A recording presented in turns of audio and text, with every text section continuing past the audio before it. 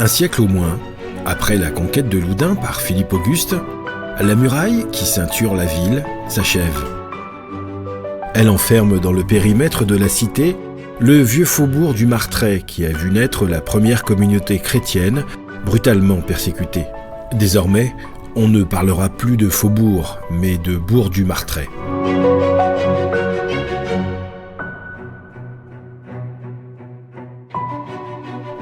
C'est ici qu'arrive l'ancien chemin de Thouars à Loudun. Il passe sur les hauteurs de Beausset, franchit le Martiel au pont de Pierre et pénètre dans la ville par une porte toute neuve, la porte du Martret. Qu'elle est belle et imposante, cette porte blanche qui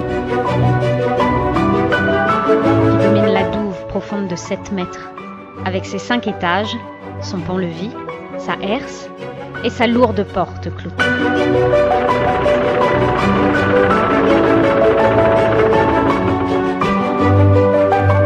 Est-elle terminée en 1337, quand commence la guerre de 100 ans qui ravage durement le Loudunais ? Elle doit particulièrement souffrir de l'occupation de la ville de 1350, mais l'histoire parfois nous échappe.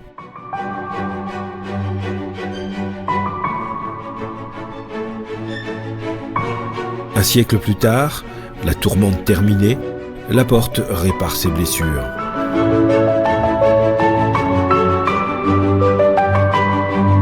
Encore un siècle et un coup fatal lui est porté. En 1634, après avoir détruit la citadelle, Louis XIII décide de démilitariser les portes de la ville. Adieu la herse et le pont-levis. Adieu les douves progressivement comblées qui ensevelissent les 2 derniers étages. Seule la lourde porte cloutée restera pendant quelques siècles pour assurer la protection des habitants.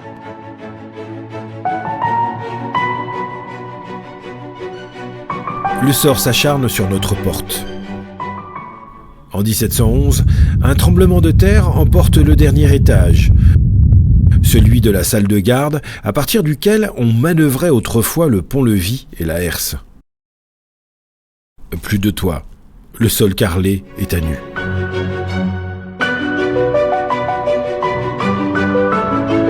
Réduite à 2 étages, percer l'ouverture pour la rendre habitable, plus ou moins bien entretenue, la porte continue de défier les siècles.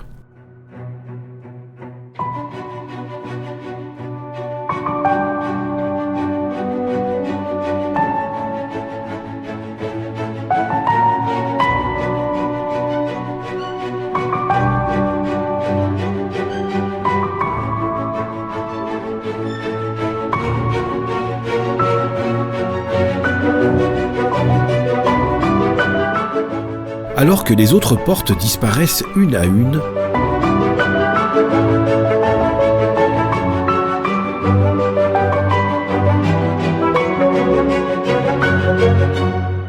la déviation de la route de Thouars vers le Pasquin sauve la porte du Martret d'une destruction programmée.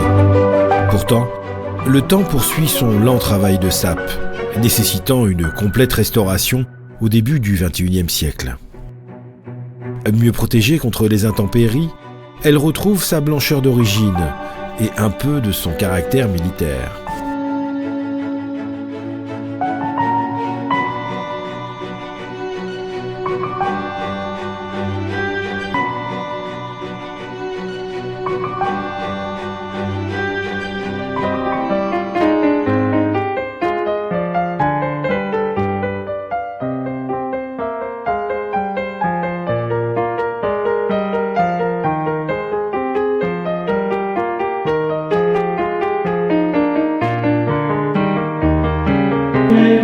Les Carmes ont-ils franchi cette porte lorsqu'ils sont arrivés à Loudun ?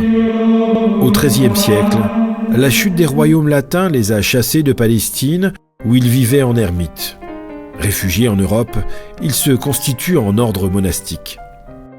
À Loudun, les seigneurs de Beausset leur donnent un vaste terrain pour y construire un monastère et son église.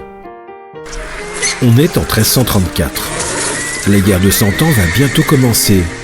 La sécurité règne, l'argent manque. Il faut attendre 1388 et le retour au calme pour que le sénéchal du Poitou, Perceval de Colloigne, donne l'argent nécessaire à la construction du couvent. Pour les Carmes, une période faste commence. Les pèlerins viennent de très loin pour vénérer la statue d'une Vierge miraculeuse qui pleure des larmes de sang. Ils assurent la prospérité du couvent et du bourg. L'église est bientôt trop petite pour les accueillir.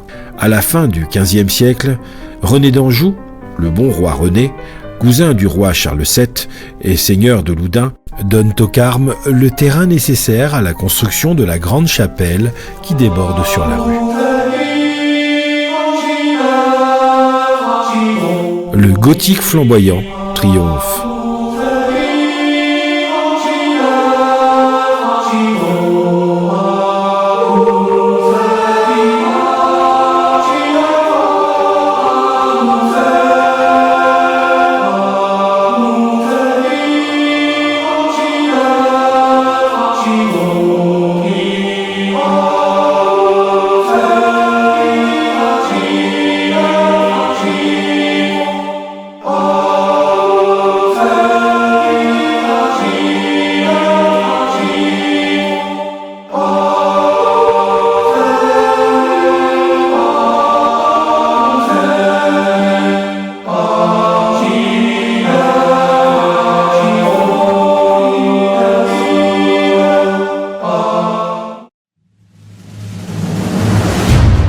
La réforme du XVIe siècle met fin à cette période de prospérité.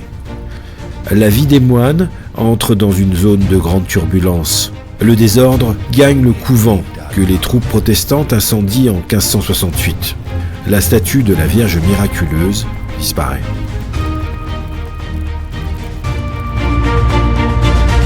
Au début du XVIIe siècle, les moines se réinstallent dans un monastère ruiné. Leurs livres de rente ont disparu. Les bâtiments pansent leurs plaies. Dans une ville encore dominée par les protestants, les Carmes s'engagent avec énergie dans la reconquête catholique, si active à Loudun.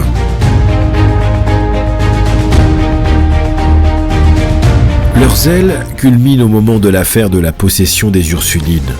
Ils participent aux exorcismes et le tribunal, chargé de statuer sur l'affaire Grandier, siège dans leur salle capitulaire. Cet engagement militant sans faille attire les bienfaits des puissants. Les dons affluent. Le couvent est reconstruit, l'église recouverte, le mobilier reconstitué. Au cœur du retable baroque, offert par Richelieu, une Vierge flamande prend la place de la statue disparue, autrefois dans le chœur. Pourtant, la prospérité ne revient pas. Malgré la promesse d'indulgence, le pèlerinage s'essouffle. On songe à fermer le couvent. La Révolution s'en chargera. Vendu à des particuliers, le couvent perd sa vocation religieuse et se dégrade lentement. Après quelques années de fermeture, l'église devient le centre de la paroisse du Martret, sous le vocable de Saint-Hilaire. En 1837, on la dote d'un nouveau clocher, le troisième. Construit à l'économie, il durera à peine 70 ans. Dans la seconde partie du XIXe siècle, les curés de cette paroisse pauvre réussissent à rénover leur église. Mais l'argent manque pour reconstruire un clocher digne de ce nom. On se contente de mettre la cloche à l'abri.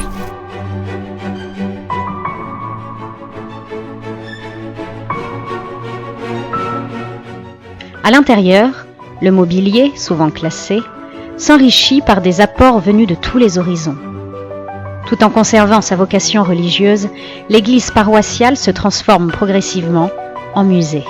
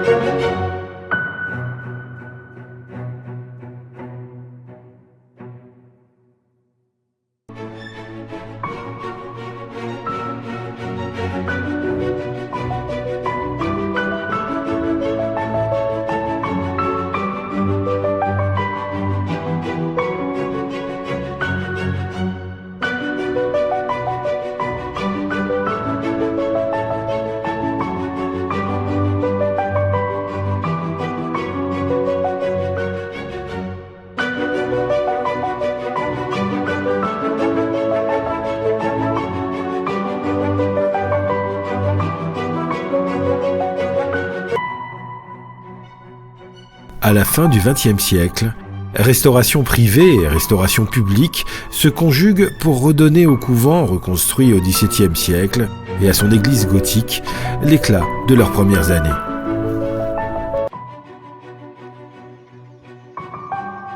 Remonter la rue du Martret n'a rien d'une promenade ordinaire. De la sévère architecture militaire de la porte à la dentelle de pierre de Saint-Hilaire, des pans entiers de l'histoire de la ville viennent de défiler sous nos yeux.